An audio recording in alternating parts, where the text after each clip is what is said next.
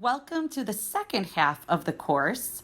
Right now, we are entering into Module 7, and we're going to discuss behavior management, challenging behaviors associated with Alzheimer's, strategies and techniques for dealing with challenging behaviors, problem-solving approaches to challenging behaviors, and alternatives to restraints. UCLA developed a set of videos to address many of these behaviors, so we will be using these for a majority of this teaching. The first behavior that we are going to address is wandering. 6 in 10 people with dementia will wander. A person with Alzheimer's may not remember his or her name or address and become disoriented, even in familiar places. Wandering among people with dementia is dangerous, but there are strategies and services to help prevent it. And anyone who has memory problems and is able to walk is at risk for wandering.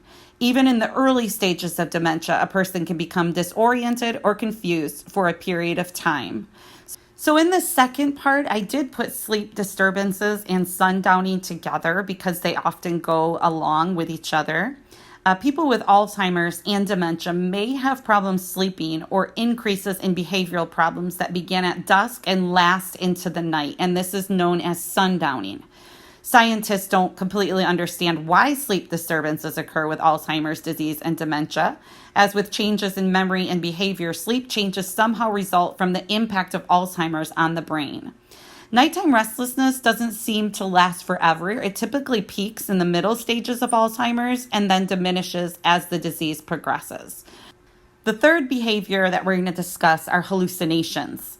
When a person with Alzheimer's or dementia hallucinates, he or she may see, hear, smell, taste, or feel something that isn't there. Some hallucinations may be frightening, while others may involve ordinary visions of people, situations, or objects from the past. Hallucinations are false perceptions of objects or events involving the senses. These false perceptions are caused by changes within the brain that result from Alzheimer's, usually in the later stages of the disease. The person may see the face of a former friend in a curtain or may see insects crawling on his or her hand. In other cases, a person may hear someone talking and may even engage in conversation with the imagined person.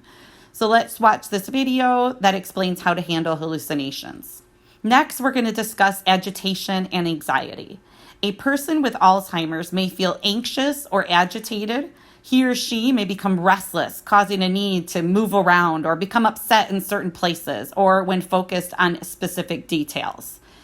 Anxiety and agitation may be caused by a number of different medical conditions, medication interactions, or by any circumstances that worsen the person's ability to think. Ultimately, the person with dementia is biologically experiencing a profound loss of their ability to negotiate new information and stimuli, and it is a direct result of the disease. Aggressive language and behavior is especially difficult to navigate. People with Alzheimer's may become agitated or aggressive as the disease gets worse. Agitation means that a person is restless or worried. He or she doesn't seem to be able to settle down. Agitation may cause pacing, sleeplessness, or even aggression, which is when a person lashes out verbally or tries to hit or hurt someone. Now, there is something extra I do want to say about this. My grandma was a very sweet, funny Alzheimer's resident, but unfortunately, this is not the case for many nursing home residents. When I worked in long-term care, we had a very challenging patient at one point. I would walk into a room at night to check on her, and she would swear and literally growl and try to come at me. Now, I'm not going to tell you the year, but this is when physical restraints were still used and we didn't know about the dangers of them. This just made it extra difficult for the family because it was not their mother at all, and they would apologize to us all the time.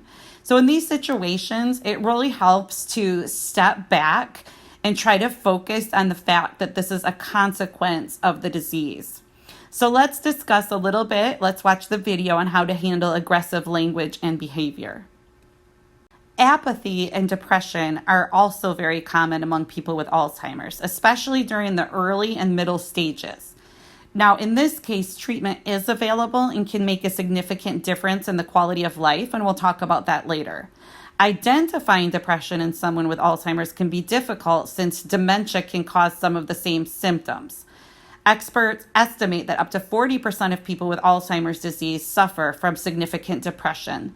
The next thing we're going to discuss are repetitive behaviors. A person with Alzheimer's may do or say something over and over, like repeating a word, a question, or an activity, or undo something that has just been finished. In most cases, he or she is probably looking for comfort, security, and familiarity. The main cause of behavioral symptoms in Alzheimer's and other progressive dementias is the deterioration of brain cells, which causes a decline in the individual's ability to make sense of the world. In the case of repetition, the person may not remember that she or he has just asked a question or completed a task. The last issue I want to discuss are sexually inappropriate behaviors. And it is important to talk about this because it is very common. And I actually have a personal story about this with my husband. We were visiting my other grandmother in her long-term care facility during dinner time, and we sat down next to her. But as I was talking to my grandmother, her dinner companion took my husband's hand, began licking it, and asked if he wanted to go back to her room with her. Now, he didn't know exactly what to do, and I don't remember exactly what he did. I think he just politely declined her invitation and removed his hand from her grasp. But it's still a story that we talk about today. So this really is a real issue. Dementia can reduce a person's inhibitions, which may expose their private thoughts, feelings, and behaviors of a personal nature, and this includes sex. These actions are symptoms of the disease, and sometimes the person is just looking for a human connection. An Alzheimer's resident may use language that people have never heard them use before, and which seems very out of character, or they may have impaired impulse control. For example, a family member who may have always been reserved could begin to remove their clothes in public. Such behaviors are not only embarrassing to watch, they could jeopardize the person's dignity and safety. Understanding that this is the disease talking and not the person will help caregivers cope. The last part to this module is to discuss alternatives to physical restraints. So let's define it. Physical restraints include any method or device which restricts a resident's freedom of movement or access to his or her body, and in which the individual cannot remove easily. In many cases, restraints are used because of the mistaken belief that they are necessary to ensure resident safety, prevent agitation, or physically support residents or prevent falls. Physical restraints are generally harmful to residents because of the negative effects on multiple body systems and interference with normal functioning, including a resident's capacity to walk, get food, get fluids, change position, toilet, and socialize. The physical consequences of using restraints may include death, injuries, falls, physical deconditioning, incontinence, malnutrition, dehydration, bone weakening, muscle atrophy, skin tears and pressure ulcers, contractures, cardiac rhythm disturbances, and infection. Emotional consequences of restraints include distress and worsening agitation. As always, there are some exceptions to this rule. If the patient is at risk for interruption of the medical treatment plan, such as pulling out tubes or IVs and being agitated, he or she meets the criteria for a medical surgical restraint. A patient who is at risk for imminent harm to either himself or someone else due to violent behavior meets the criteria for a behavioral health restraint. Now, some examples or devices considered to be physical as restraints include any device that a person cannot remove at will. This includes limb and waist restraints, certain types of hand mitts, jerry chairs, over-the-bed tables and trays that cannot be removed without assistance, chairs or recliner from which a resident is unable to get up on his or her own, and involuntary confinement to a room except when isolation is medically necessary to protect residents from a contagious disease.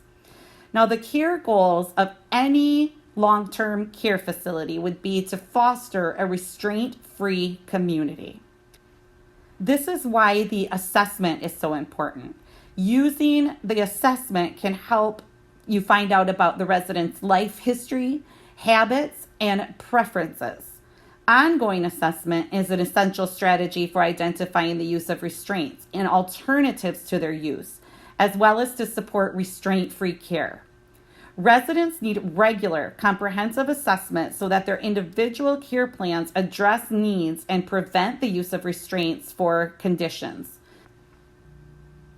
For example, some medications can cause dizziness, loss of balance, or delirium. Others can produce psychotic symptoms and the perceived need for physical restraints. And this is important to address.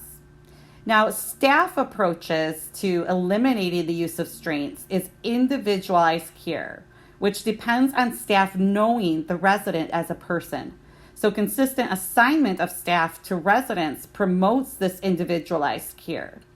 Effective care planning involves knowing a resident's remaining abilities and understanding how to make use of them to avoid conditions such as wandering and falls that can lead to inappropriate use of restraints. Care planning staff are responsible for trying and documenting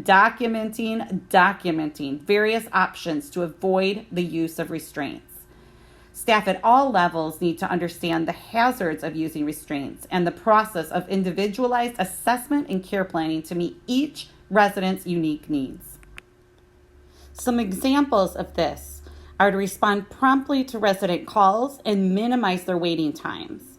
When residents repeatedly slide out of their wheelchairs in an attempt to self-propel, place them in a lower height wheelchairs without footrests or with footrests in a closed position that allow their feet to touch the floor. Assign staff to identify and help fatigued residents go to bed when they need rest so they won't attempt to get into bed unassisted. Used individualized day and nighttime activities to increase resident contentment and decrease behavioral symptoms. Seek assistance from a professional to help reduce use of restraints through evaluation of and treatment of physical, cognitive, or sensory impairments. Camouflage and protect areas of active wound care so the resident will not disturb dressings during the healing process. Encourage family members and friends to sit with the resident and provide support or reassurance. Also, use pads and pillows to support comfortable and safe body positions. Adapt and tailor chairs to ensure comfort and safety. For wheelchair use, ensure that it is the correct size, comfortable, and in good condition. Respond quickly to physical needs such as hunger, thirst, sleeping, toileting, and exercise. Tailor care and caregiver assignments to residents' preferences. Provide therapy and restorative care to improve residents' abilities to stand, transfer, and walk safely. Help residents get in and out of bed as often as needed and desired. Now, in general, there are also methods to improve safety of all residents. Increase staffing levels to improve supervision. Adapt the environment through good lighting, safe beds, alarms, and other features. Remove accident hazards such as over-bed tables with wheels and cluttered dining rooms. Provide safe areas for residents to walk. Train staff on methods to calm residents who are anxious or agitated and to identify and address unmet needs. And arrange mental health treatment for residents that need it. Now, long-term care facilities will have basic things like bed alarms or other alarm systems. And those in themselves are a little bit controversial. There are many products available as alternatives to physical restraints. And I invite you, or maybe you can invite the families, to do a Google search. I'm just going to mention a few of the more common ones here. The first one is a disposable freedom splint. This restricts arm movement without rigid arm splints and is not considered a restraint. Another one would be a self-releasing lap hugger.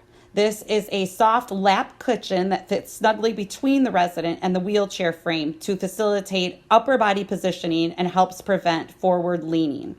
The next one would be a chair wedge. This can be used as a non-restraint product to help prevent people from sliding off their wheelchairs. The next one is a bedfellow positioning roll.